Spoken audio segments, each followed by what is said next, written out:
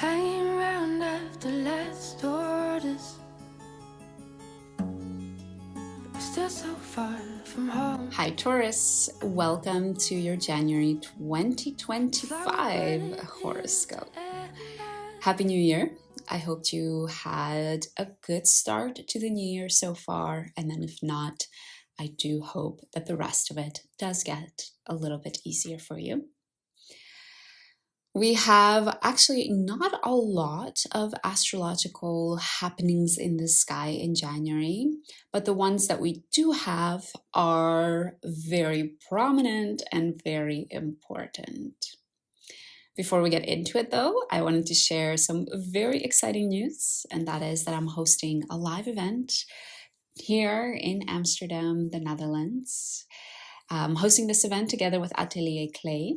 It's a workshop in circle with pottery and astrology, where we'll be using hand building techniques to make a bowl while we have a discussion for the 2025 astrology.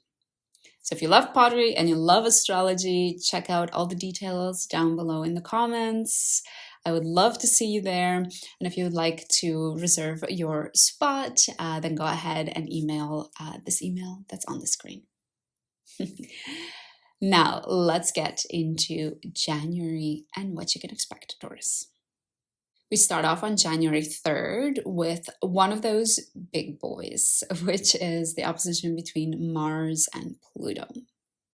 What's quite interesting and might help during this transit is that on the same day, Venus is entering the sign of Pisces.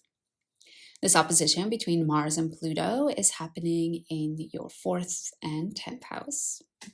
So Taurus, you might be one of the zodiac signs that is really going through the ringer with this opposition.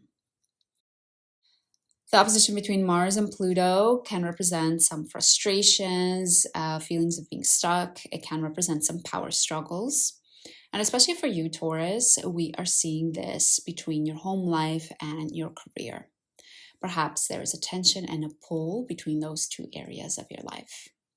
Because, as I said, Venus entered Pisces, or your 11th house.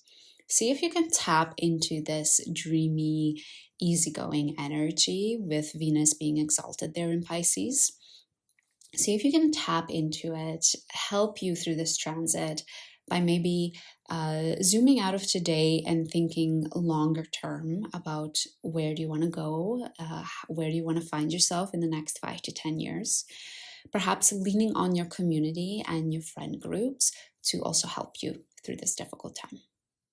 3 days after this opposition, so on January 6th, Mars has retrograded so far back that it actually crosses the line from Leo back into Cancer. For you, Taurus, this is your 3rd house. So you might find that now these feelings of frustration, feelings of stopping and going are shifting from your family, your home, and are shifting more towards your communication. You might find that you're finding it hard to perhaps relay your ideas. People are not understanding you.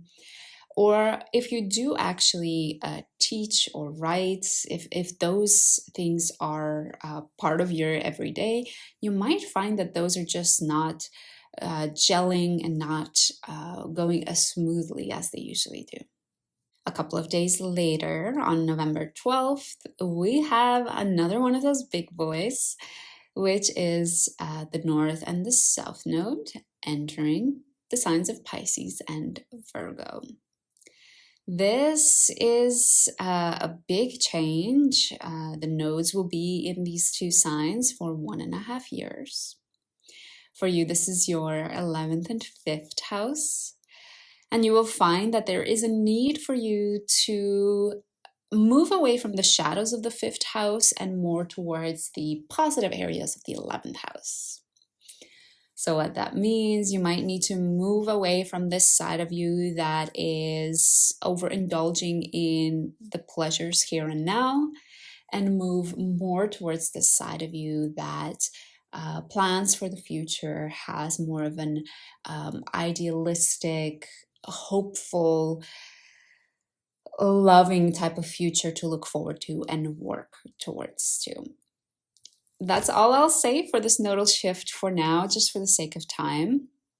But don't worry, I will do a live dedicated all to this nodal shift. I will be doing that very soon, so if you want to make sure you catch it, we'll go through all of the rising signs in much more detail. Make sure you hit that subscribe button. The following day, on January 13th, we will have a full moon in Cancer. This will be a full moon in your third house. So you might be reaping what you sowed when it comes to your communication, or maybe even when it comes to your relationships with your neighbors and your siblings.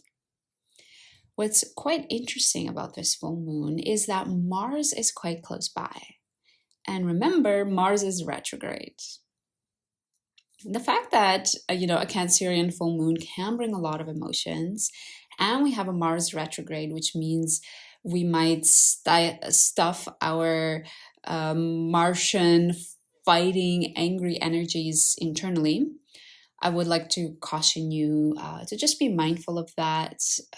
Even if the emotions might feel quite strong, it's important that we feel them instead of stuffing them underneath and not sharing them with others. What's quite interesting about this full moon is that we're also having a square between Venus and Jupiter. The square is not exact on the full moon. It becomes exact the following day, but it will still be close enough that you do feel it during the full moon. And whenever we see a square with Venus and Jupiter, we see a tendency to overindulge and overdo it. And I do think, considering that we'll have such an emotional full moon, a full moon where we have a tendency to stuff our anger inside instead of letting it out, and we have this tendency to overindulge, I do just want to give a word of caution to not do anything that a week later you might look back and regret. And this can be overindulgence in any area of your life. Particularly, we see the square with Venus and Jupiter between your 2nd and 11th house.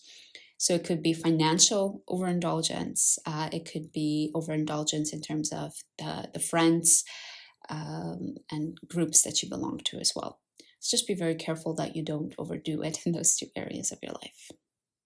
Then we get to a tough 5-day period or a tough week, which is happening from January 16th to January 21st. The reason this is quite a tough week is because we have that opposition between Mars and Pluto highlighted again. And even though Mars and Pluto are not opposing each other anymore, that opposition already happened, what is happening is the Sun is triggering them again. So first, the Sun opposes Mars as it gets to the final degrees of Capricorn. The Sun enters Aquarius, and as it does that, it conjuncts Pluto. It's hitting Mars and Pluto at just about the same degrees when they were opposing each other at the beginning of the month. So therefore, you might find that the same themes are coming up again. For you, Taurus, these are things to do with your home, your inner feelings, your family, and your career. There could be power struggles there. There could be feelings of stopping and going. There could be feelings of tension where one pulls you away from the other. What's really interesting about this tense week is that Venus is actually in a worse condition than it was at the beginning of the month when we actually had that opposition with Mars and Pluto. This time Venus is conjuncting Saturn. This does mean that perhaps what helped you with the first opposition, which was relying on your friends, trying to think about your future, might not help you so much this time around. It might be a little bit difficult to rely on those things to help you through the difficult week. And, if there's any sort of comfort that I can give is just remember that this is temporary. And I would encourage you that once the feelings have subsided, to really rely on your practices to reflect on What happened? What did you learn from it? How can you maybe adjust and do things differently going forward? Now we get to a new moon in the sign of Aquarius on January 29th. This new moon is actually quite interesting because just 2 days later, Uranus will go direct. So you will still feel this energy of Uranus stationing and going direct during the new moon. The new moon is in your 10th house, so you might be starting a new chapter in your career, a new chapter in your public role, how others perceive you. And because we have Uranus going direct, you might be a lot more likely to pursue what you want to pursue, to be a bit selfish and to actually shape your public role in a way that suits you according to what you want rather than what society expects of you, to make it really unique and your own.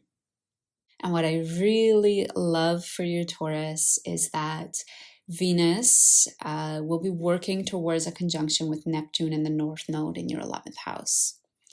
This conjunction won't happen until February, so we won't talk about it just for now, but you will still start to feel its energy as the month closes. And especially after that Venus conjuncting Saturn event. What this means is that you will start feeling more of this dreamy, beautiful, supportive energy from your community, from the friends, the groups that you belong to. So take a look. Perhaps they are supporting you this time with this new chapter. Perhaps they're fueling it in some way, giving you the strength to go on and start this new adventure. And that's it, Taurus. That is your forecast for January 2025. Yes, it is short and sweet. Maybe I should say it is short and nasty. It is very short, but it's jam-packed with important events. For you, we mentioned a couple of very important houses. We mentioned the 3rd house of communication, the 4th house of family, and then, of course, we cannot forget your house of career or public role and your house of community and future goals. So these 4 themes might be very, very prominent for you in the month ahead. I hope that you're able to reflect on those areas, pay attention to those areas, and just notice what is happening there. Thanks for joining me, Taurus.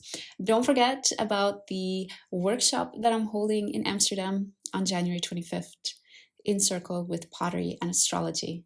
I would love to see you there, so make sure that you register. All the details are down below in the comments. Thanks, Taurus, and I hope to see you again soon.